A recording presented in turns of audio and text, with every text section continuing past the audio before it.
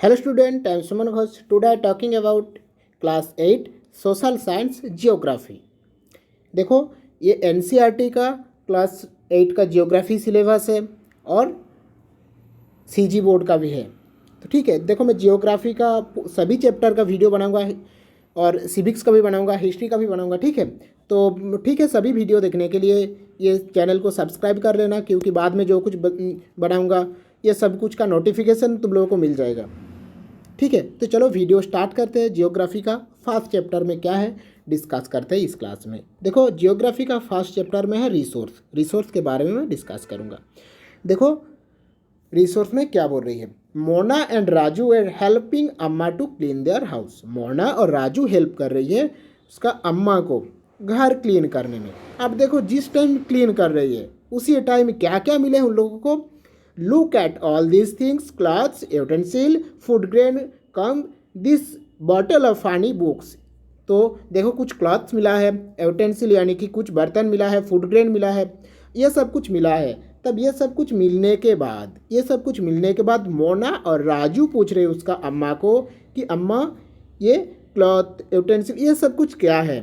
फिर उसका अम्मा बता रही है ये सभी रिसोर्स है। देखो anything that can be used to satisfy need is resource. जो कुछ नीड यानी कि तुम्हारा ज़रूरत पूरा करता है वही है रिसोर्स। ये रिप्लाई दे रही है उसका अम्मा।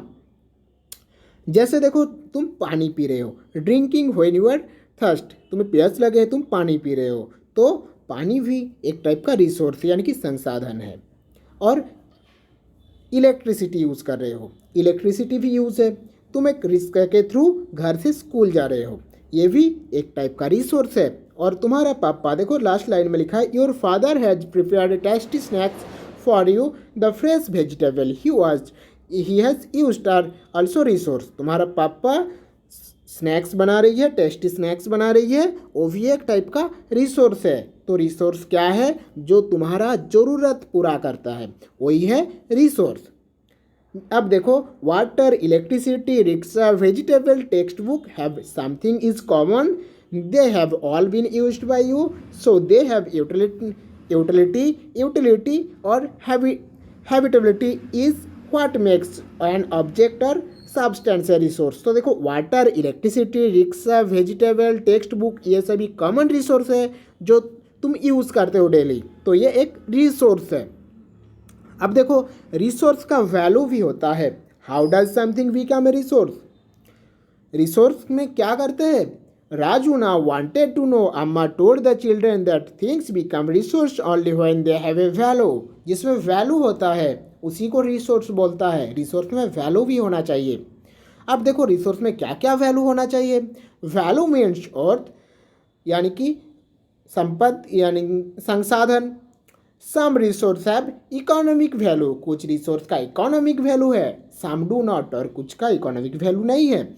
फॉर एग्जाम्पल मेटल्स में have an economic value, metals में जैसे देखो एक इकोनॉमिक वैल्यू है। और बात क्या देखो बाट और economic value, a beautiful landscape में नॉट, और एक ब्यूटीफुल जगह वो उसमें इकोनॉमिक वैल्यू नहीं है, फिर भी ये दो जगह ह्यूमन का ज़रूरत है, तो ये दो जगह भी आता है रिसोर्स में। Some resource can become economically valuable with time. Your grand mother's home remedies have no commercial value today. तुम्हारा जो ग्रैंड मदर्स है घर में, तुम्हारा घर में जो ग्रैंड मदर्स है, तुम्हारा दादी है, अब देखो उसका कुछ वैल्यू नहीं है इस घर में, तो वो रिसोर्स नहीं है। तो देखो वो भी तो कुछ काम कर सकते हैं, मतलब थोड़ा बहुत कुछ कर लेते हैं, तो वो भी एक टाइप का रिसोर्स है। वो ह्यूमन रिसोर्स में आएंगे, तुम लोगों को बाद में मैं बताऊंगा। अब देखो but if they are patient and sold by medical farm tomorrow. अब देखो वो एक पेशेंट है, उसके लिए मेडिकल फार्म से दवाई खरीद रहे हो, तो वो भी एक टाइप का रिसोर्स है। ये तुम लोगों को पढ़ाऊँगा मैं ह्यूमन रिसोर्स में। तो देखो यहाँ पर एक की बात समझो, रिसोर्स जो ह्यूमन का नीड यानी कि ज़रूरत पूरा करता है, जिसमें वैल्यू रहना ज़रूरी है। अब देखो टाइम एंड टेक्नोलॉजी के हिसाब से रिसोर्स चेंज होता है। टेक्नोलॉजिकल डेवलपमेंट, जैसे देखो वाटर एक रिसोर्स है, वाटर के थ्रू क्या होता है, हाइड्रो इलेक्ट्रिसिटी प्रोड्यूस किया जाता है, ये भी एक टाइप का ये तो रिसोर्स है।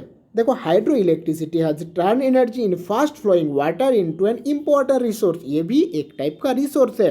अब देखो टाइप्स ऑफ रिसोर्स में मैं बताऊंगा रिसोर्स का टाइप्स क्या क्या है।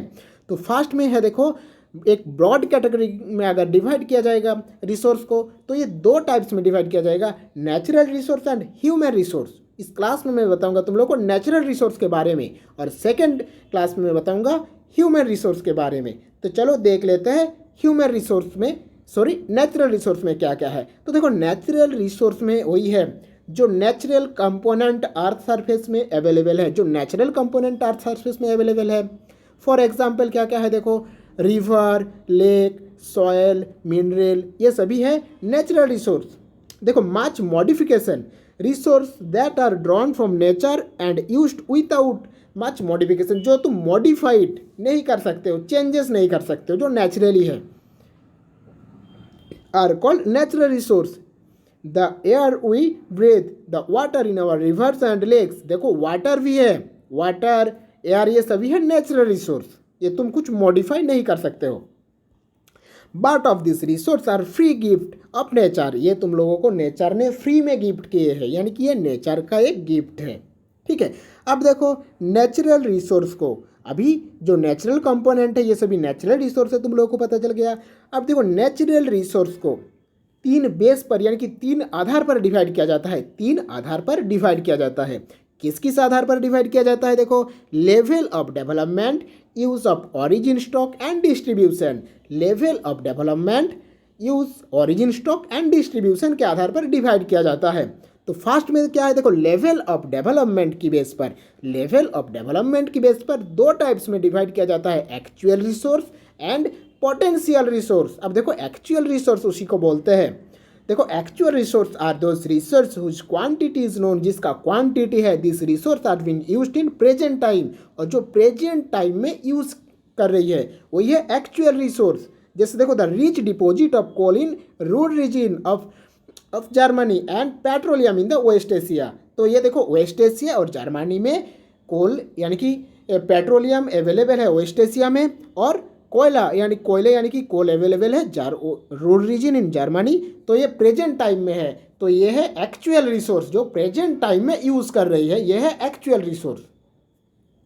अब देखो पोटेंशियल रिसोर्स क्या है, potential resource are those whose entire quantity may not be known and these are not being used, जो प्रेजेंट टाइम में यूज तुम नहीं कर रहे हो, यह है पोटेंशियल रिसोर्स।